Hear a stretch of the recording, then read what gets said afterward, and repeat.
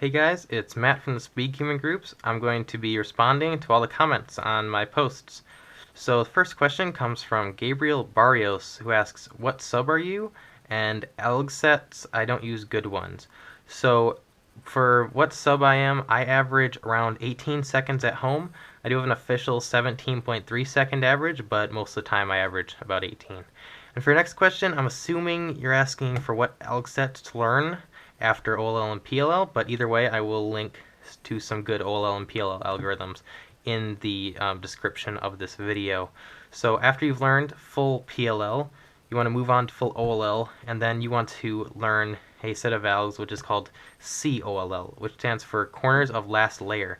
And basically what that does is if you have all of your edges oriented on top like this, or some other cases, you can permute all of your corners while retaining all of your edge orientation. So what that does is it allows you to either skip your last layer, skip your PLL pretty much, or it leaves you with a U-perm, an H-perm, or a Z-perm. And all of those cases are really fast on OH because you can do them all pretty much RU. So that would be the next alg set to learn. After that, look into winter variation and possibly some ZBLLs, but those are if you want to get really advanced. So next question comes from Jason Rodriguez, who asks, "Why do right-handed solvers, most of the time at least, solve with their left hand, and is there a special speed cube best for one-handed solving?"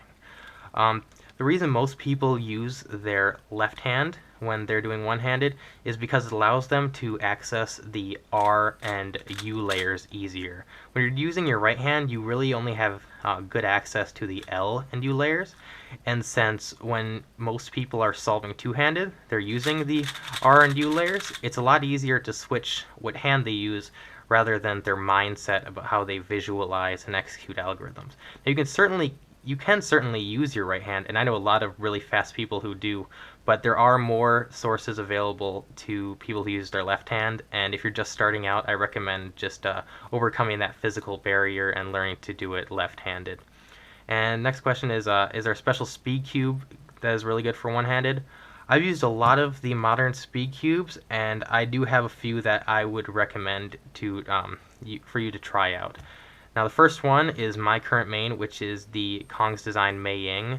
It's a scratchy cube, but it's very, very fast, and I find it to be controllable enough that it's really good for one-handed.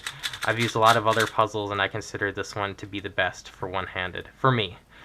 Another puzzle that's really good is the Gans 356. It's very fast, it's pretty fluid and smooth, and I know a lot of really fast people like Felix, and I think maybe Jaden McNeil uses it, but it's very good for one-handed. I just don't prefer it. It's just not my preference. It's a little bit too smooth for me, and I tend to lock up with it. Another cube that can be used is the 54.5 millimeter Weilong. This is a really good cube for one-handed. It's a little bit smaller, but it's also very fast. It's just a mini Weilong, and it's really, really good for one-handed. It's controllable and buttery smooth, and I would definitely recommend this. As well as the mini Weilong is the Weilong version 1 and the Weilong version 2 full-sized. Now, if you have like maybe slightly bigger hands, these ones work pretty well. And I've definitely used the Weilong version 2 a lot for one-handed. I've just grown apart from it because it's a little bit too smooth for me, and it's just really, it can be uncontrollably fast depending on how you lube and tension it. And the last cube that I recommend, which is my second highest recommendation, would be the Hualong. Hualong is pretty scratchy, but also very fast, and allows you to control the cube very well. I did use this cube when I was competing at nationals, and the only reason I don't use it instead of the Mei Ying is that the Mei Ying is a little bit more stable, I've found, than this cube, and I just prefer it because it locks up a little bit less. But either one of these would be great for one-handed, as well as these. I definitely recommend, if you can, to try out all the cubes and see which one works for you. I find these ones work the best for me, but for other people, these ones might work the best. Next question comes from Ronak Vader. Sorry if I just butchered your name.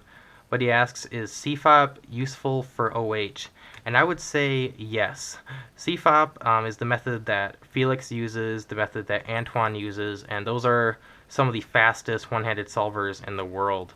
Now, I do think that the method called ZZ has more potential for one-handed, and if you are getting started, I recommend learning that. The difference between CFOP and ZZ is that ZZ allows you to have you always have an oriented edges last layer, which allows you to do a ZBLL or a COLL straight into a edge-oriented only case, and it allows your last layer to be super fast. It also allows you to do your F2L using pretty much just R, U, and L moves. And you don't have to do any of the crazy F or D moves. So I'd definitely recommend looking into that. But CFOP works very well, and you can get extremely fast times with it too. I just think ZZ has more potential. Stephanie Chia asks, how would you do a rotation? I spend most of my time just trying to change positions. Now, when I'm doing a rotation, for example, if I'm doing a G-perm, I will just I'll go like, so I'll do the first part of the algorithm, and then I'll just grab it, move my thumb over to the front, and move my back fingers over to the back. And also, if you're doing a rotation, don't feel afraid if you have to realign some of the layers, or if you just have to steady the cube. And a good way to do that is just to slam it down the table. I know with certain algorithms, I use the table almost as part of the alg. So if I'm doing this G-perm, I'll go like this, slam it down, lines all the layers, and I can regrip on the cube, and I can just go straight into the rest of the algorithm. So don't be afraid to use the table. It takes up a little bit of time, but it also allows your algorithm to be a lot more fluid than it would be if you're just going into it, locking up for the rest of the alg, and possibly even dropping the cube because you just don't have a good grip on it. Next question is from Justin Roth, who asks pretty much how to do just the basic moves on the cube. So for U and U prime moves, what I do is I use my finger and grab the front left corner, upper front left corner, and I pull towards the back like that. It's kind of hard to get used to, but it also allows you to be really fast and fluent when doing algorithms. If you're doing a U prime, it's really easy. You just grab from the back and go to the front. So good way to practice this is just go like that. Now when you're doing an R move, you just use your pinky and you pull from the back and you just pull to the front, just like this. In the same way of how you do a U, when you're doing an R prime, you want to pull from the front and just pull to the back using your pinky. A good way to practice doing R and U moves is to do the Z perm, which is completely 2-gen and incorporates U prime, U, R, and R prime into the algorithm.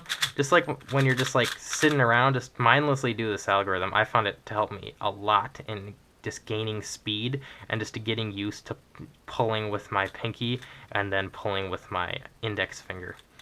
Now to do a D move, I use my ring finger, and I'll just pull like this, or push from the back, and then when I'm doing a D prime, I'll just push back here like this. So I won't grab it like that, I'll just push from the back. And if I'm doing an L, what I normally do is I just rotate the cube, and I'll just use it as I'll just do it as a U or a U prime move. It's a lot faster than trying to awkwardly grab it like this and do it. Next question is from Munem, who asks how to get sub 30 at one-handed. He's sub 20 one-handed but can't do OH solving faster. What I would recommend is if you don't know full PLL to learn that and to practice all of those algorithms. F2L is going to be very important, and I'm guessing a lot of your time is spent on just getting the cross because there's a lot of awkward moves in there. And what I would recommend is doing your cross on bottom and using R, D, and F moves to do the cross. F moves can be kind of hard to do. I'll show you how I do them. I use my thumb and I'll pull from the bottom up like this. And if I'm doing an F prime move, I'll just use my index finger and pull like that. It takes some getting used to, but a good way to practice this is to do T-perms, which incorporates both. And it also incorporates using the table, which is also good practice. So I definitely recommend doing that and just practicing your cross until you can do it on the bottom pretty much every time with no problems. You also want to learn how to do certain F2L cases from the back, such as the sexy move. You should be able to do that from the front and the back, so you don't have to do as many rotations. And just learning like random little cases from different angles is really helpful to avoid cube rotations and losing time when doing your solves. So that's what I would recommend when you're trying to get sub 30. Next question is from Mutsim Al-Farabi, and he asks how to not corner twist on an Along version 2 during one-handed solves. Now, I haven't messed around with the Along version 2 too much for one-handed. There it is. I didn't intend to notice them lock up or corner twist too much when I have used them. I think your problem is that your cube is a little bit too loose. I think that's most likely the culprit, or that you are turning inaccurately.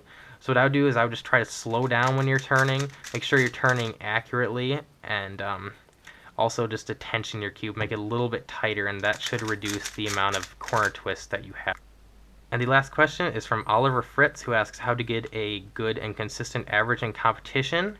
Now, I'm actually going to make a separate video on that because I think there are a lot of different components to it, and I'd like to make it more organized and less off the cuff so I can make sure that I get every point that I feel is necessary into the video. So that should be coming out pretty soon.